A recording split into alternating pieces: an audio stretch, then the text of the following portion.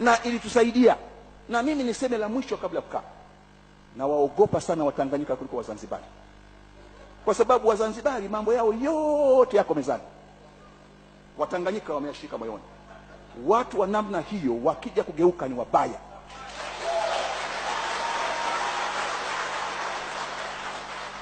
Na ndio inanifanya nimalize kwa kuyakumbuka maneno ya Mwalimu mwaka 1993 nikiwa Berlin mwanafunzi.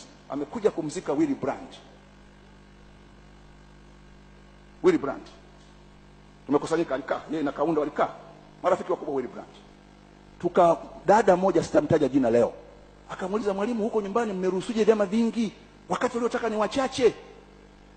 Mwalimu akamtazama akacheka akasema, binti, wewe unaishi hapa Berlin, si umemwona Ceausescu wametungua helikopta ikadondoka, wakamuua na yeye na mkeka ukavuta maiti? Ni kwa sababu Ceausescu alisubiri mpaka watu wengi wanaomkataa wawe wengi, akamtungua.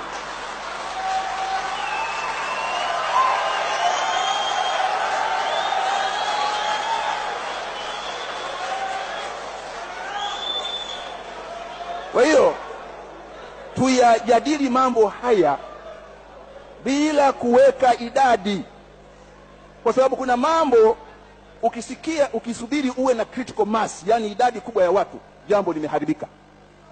Ndio ilikuwa wosia huo, nadhani Mwalimu alitumia tupa picha. Mnataka iwe kama Ceausescu? Ceausescu alikuwa haondoki, haamini. Dakika ya mwisho anaona watu wamekuwa wengi, panda helikopta wakaitungua.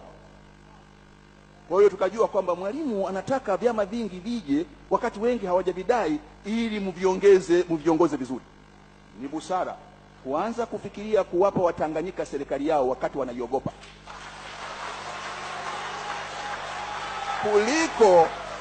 kuliko kusubiri waidai kwa miguu yao.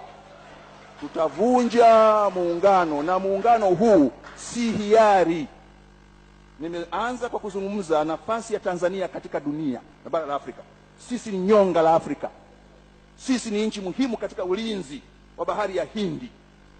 Tusiruhusu muungano wetu ufikishwe hapo watu watakapoanza kudai Tanganyika kwa miguu yao, Tanganyika ikawa kama Kongo. Ni dhambi ambayo hatutasamehewa milele.